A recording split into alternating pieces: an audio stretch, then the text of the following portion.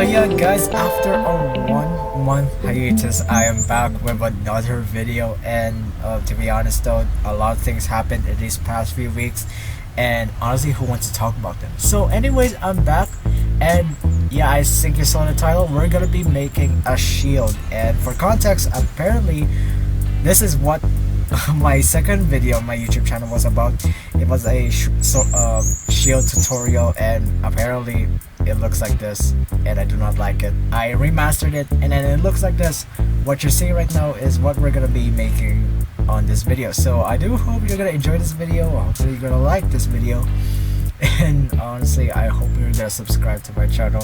It'll be very much appreciated. So yeah, anyways, let's head on to the video. So anyways, I'm back, and this is Blender 3.0. It might be rusty, but I'll just try my best, because right now I'm using a very broken mouse since my main mouse broke, and I don't know why, but yeah, so I'm using this mouse right here, which is broken. I know it's crazy terrible, I know. I just re-engineered it because it came from broken parts of a mouse, and then I just assembled it all together, and then it looks like this now. It's not even properly functioning since it double clicks sometimes, but could work. So yeah, anyways, let's head on and let's start. So I'm gonna enable my screencast, which is already enabled, so that you can see what I'm right now, clicking and typing. For future, you're gonna enable Node Wrangler so that you have a more systematic later on in this video. So yeah, here's the default scene. I'm just gonna delete all the let's head on and add a maybe a plane, I guess. Though let's go plane. Just gonna scale down right there. We're making a medieval shield, so yeah, I just looked up on reference photos, and rarely there's like these shields where they're wooden. So I'm just gonna make that.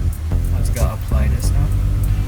I'm gonna center the origin to geometry so that it makes it centered, and then we go Alt G so that it can go at the default at world origin.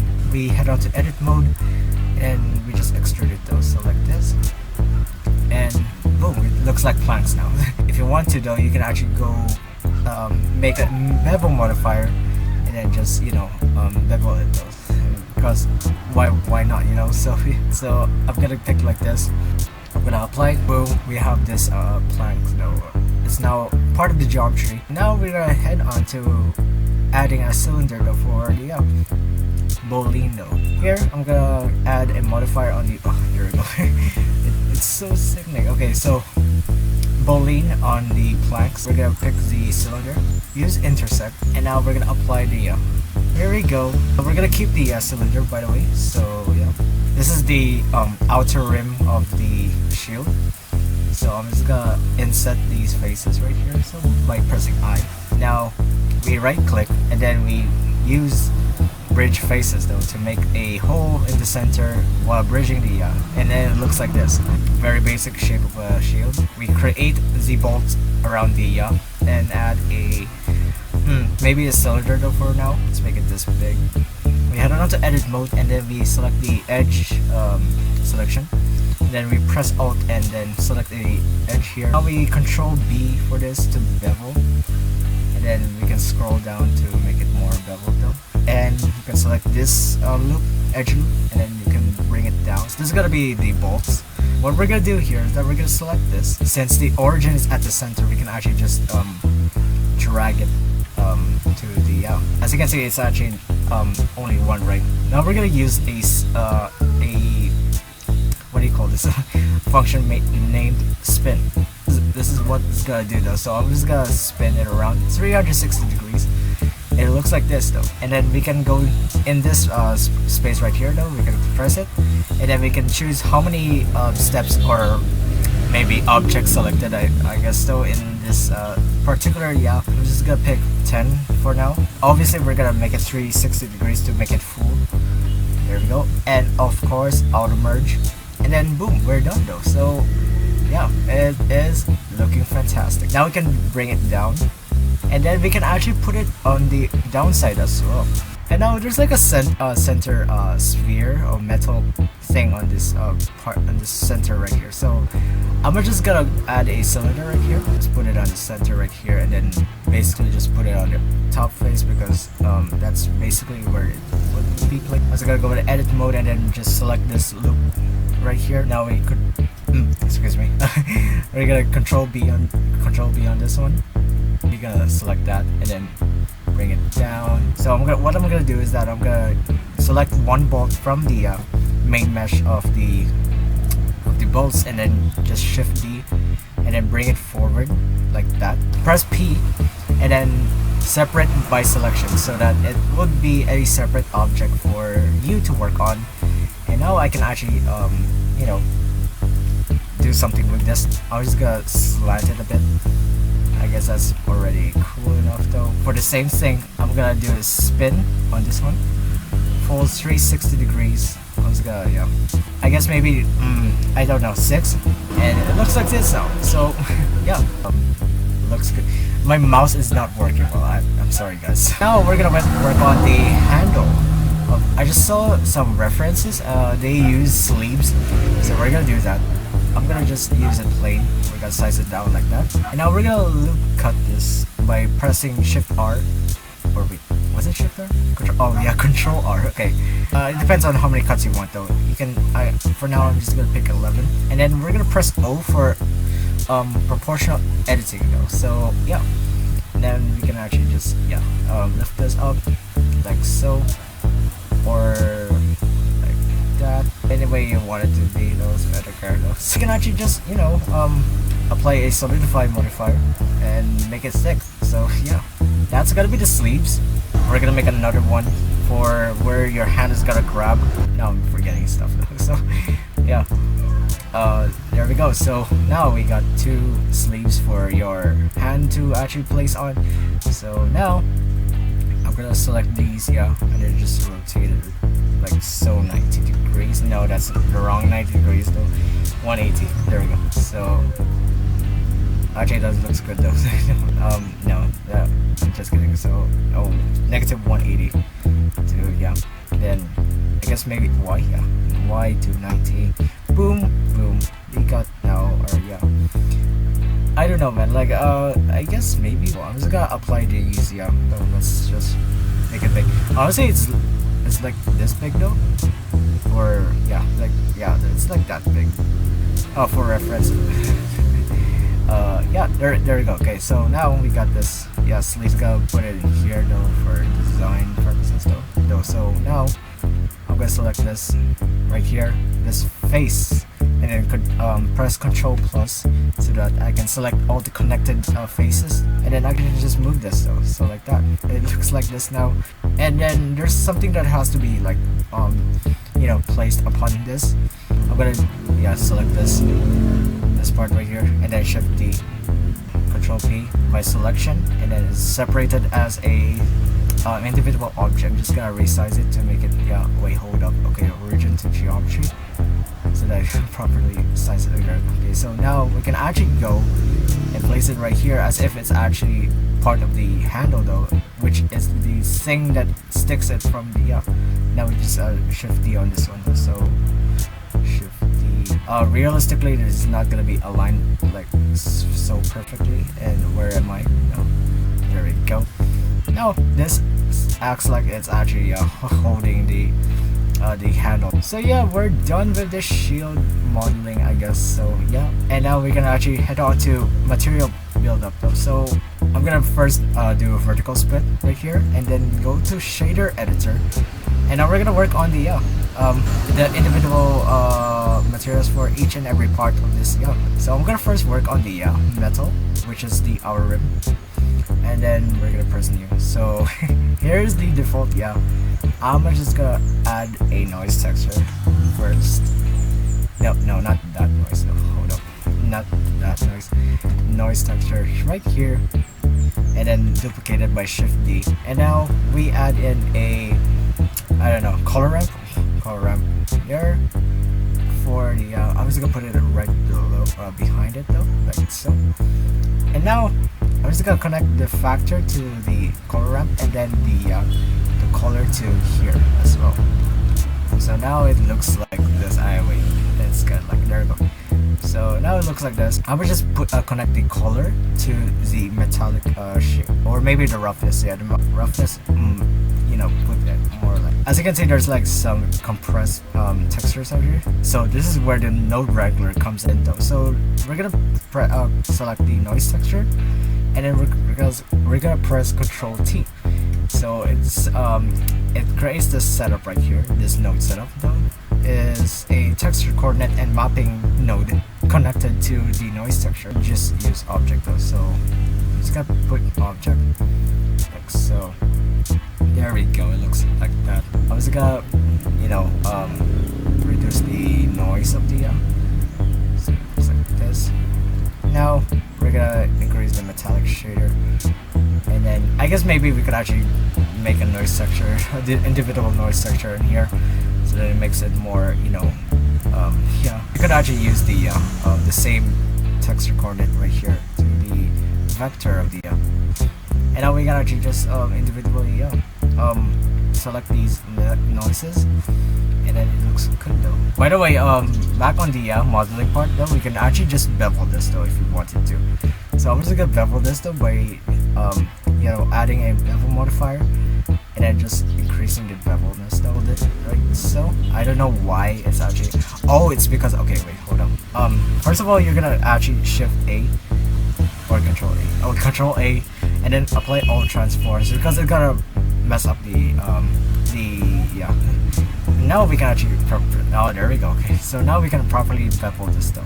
Before you actually do some beveling though, if you actually resized your objects on the object view, you gotta apply those transforms so that you have no complications on your And now we're going back to the materials though. So this noise texture looks kind of like it looks decent, but it could be more beautiful. So what we're gonna do now is that we're gonna add in another noise texture, and then a color ramp as well.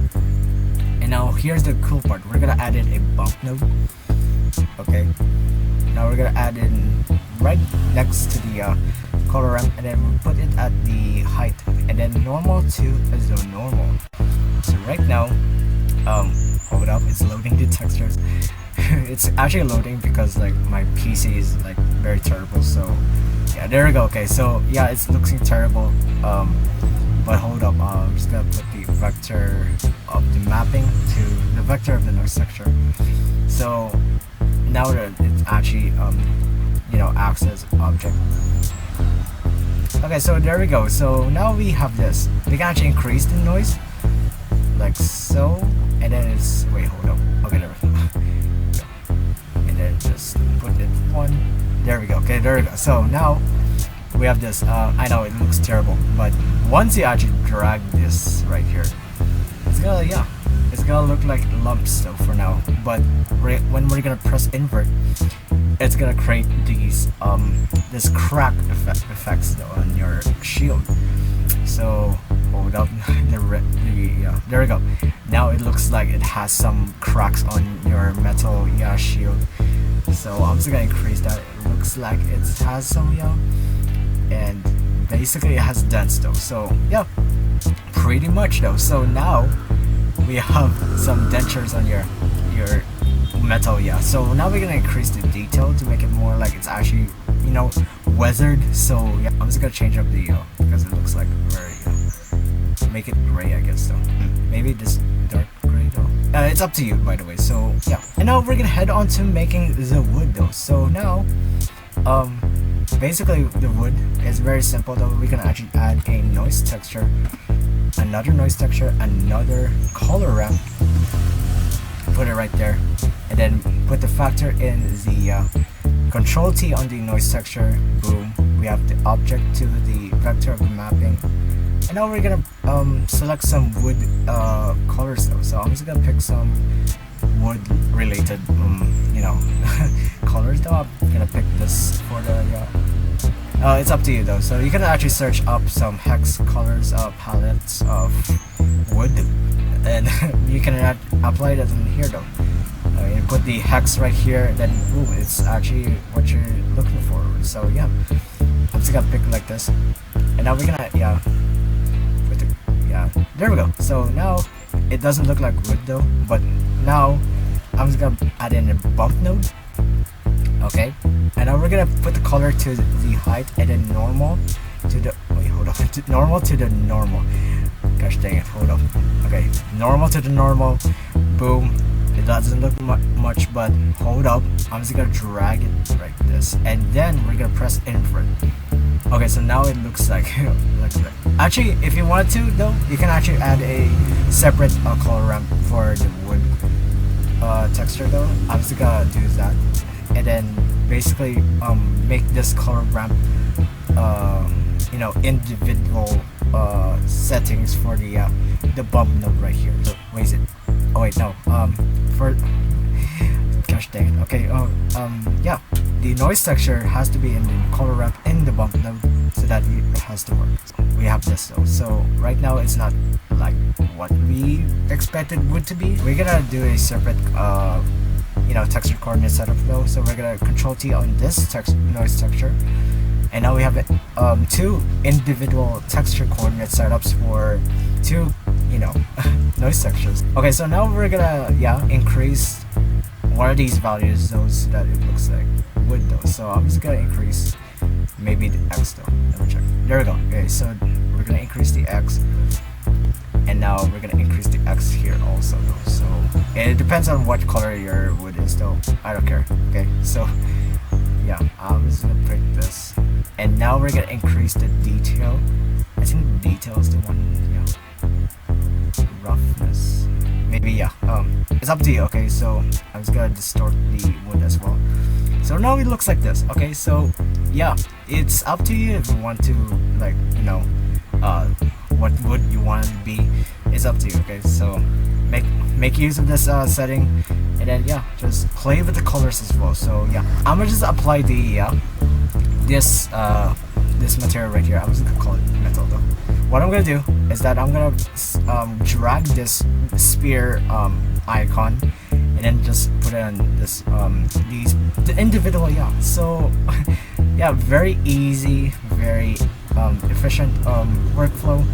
And then you can individually work on these at one settings. It's gonna change on each and every because they're because they're linked. So from one setting you can actually simultaneously change all their so yeah, that's the shoot. And then we have this though. Okay, I want like a separate material for this handles. Oh yeah, by the way, we can actually apply some material. Wait, hold on. There's like some bolts from behind as well. And then also include the this bolts right here. And now back to the here. I was gonna make a individual material for this handle. Yeah, you can just do some base colors though. You can put it brown if you wanted to. But if you're like me, if you wanted like some textures on its surface, I would recommend using the noise texture to make use of the roughness of the so that it looks like this now. As you can see, it has changed some, and there's some changes on the surface.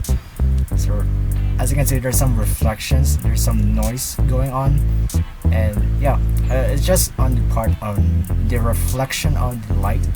So yeah, that's it though. And I just wanted to just make it beveled by just going to the modifiers and then applying a bevel modifier, so that it actually bevels, and it's not beveling again because actually we haven't applied this scaling though. So I'm just gonna do that by just Control A and then all transforms. Boom, we have the changes now.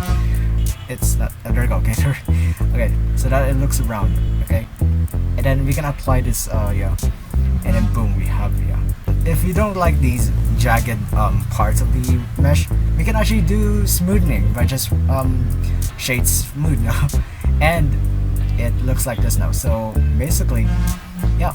And then we can do the same thing as well here in this shield part, where there's some jagged lines that you don't want to see. So you're gonna do shade smooth, but it looks like this. It looks terrible. It looks like it's actually really round, which is what we don't like. So what we're gonna do is that we're gonna go to the object properties data. Object data properties rather. And then we go to normals and then check auto smooth, so that it looks like this. It is much more better. We have the lines of the mesh, I guess, removed, I guess. It's invisible, it's just shaded according to what degree you want it to be. And now we're done. So yeah, we're done with the shield, guys. So here is the final render of the shield, and it looks amazing. And I'm kind of proud of it myself, though. I just looked upon some reference photos, and it looked like this, I guess. And basically it looks great, and I am so, like, it looks beautiful to watch. And it's another thing to add on to my collection, though. Well, I guess collection, if you want to like say it like that, because we had the sword, and now we had this to add up, though, the shield. The sword and shield looks great together. And yeah, I do hope you actually enjoyed this video. Hopefully you actually learned something from this video, if you actually learned something from this video. But yeah, it's a great video, guys. I hope you enjoyed it, though. Hopefully you'll subscribe to my channel, though. It will be very much appreciated. So yeah, I'll be seeing you guys soon in the next videos. Peace out, bro. See ya.